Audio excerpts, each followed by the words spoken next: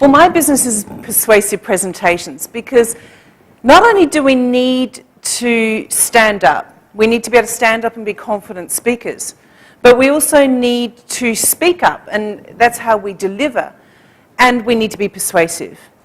So that's what I'm going to be talking about today. Let's get rolling and let's get into the topic of escaping PowerPoint purgatory.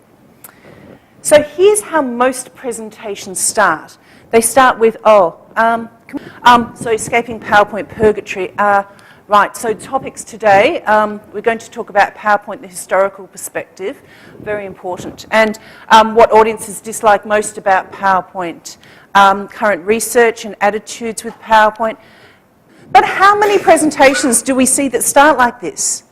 I mean, I remember the first time I did this, it was at a conference, and there was a woman that was sitting down the front, she went, oh my God. She came so highly recommended. Have a look at this. And there was another woman that was a really experienced trainer up the back going, I can't believe she's, she had this face on, just look at what she's doing.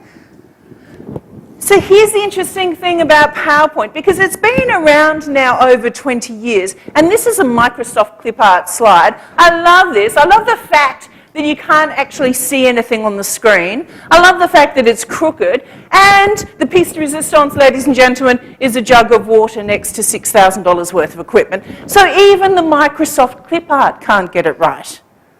What hope do we have? But the biggest challenge that I have is this, is the incidence of PIWI, and PIWI is a terrible condition. I used to work in the pharmaceutical industry, so I attended a lot of medical conferences, and oh my God, the PIWI was terrible. You've experienced it. PIWI stands for PowerPoint-Induced Whiplash Injury. It's when we've got the slides are the most important thing, so we're going to dim the lights, so you can see these fabulous slides. And you're sitting there, you've just had a lovely high carbohydrate lunch, and you're sitting there watching these slides, and when your head hits your chest with a crack, you know you have succumbed to PIWI. Has anyone else had this experience? I'm not alone, I know this, PIWI.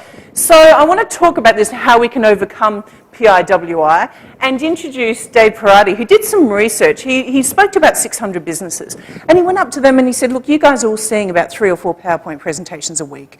Tell me, what is your biggest hate? Now, the biggest hate from this research shouldn't surprise you, because it's this.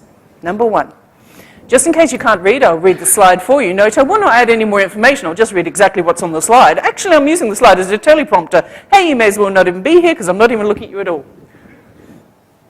Familiar? The second one is also very familiar to you. Text so small that it can only be read with a microscope. It's okay though, because this slide's for me anyway. You know, this one really freaks me out, because often when they put up small text, they go, sorry, text is a little bit small. And you're thinking, mate, if you know that, you can do something about it. This should not be happening. You can alter the size of the text. So number 3 top hate is information overload. Copy and paste, slap it all up on a slide. Because, you know, we need to put something up here for the visual people. Really? Number 4, poor colour choice. This is what happens when your graphic artist gets hold of your slide deck. And they produce these fabulous colours and it looks great. And when you're looking at it in your laptop, that looks fabulous. But then when you project it up on a screen, when you're not too sure about the lighting, you're not too sure about the quality of the data projector, you've got all these other factors involved, it can end up looking like a dog's breakfast.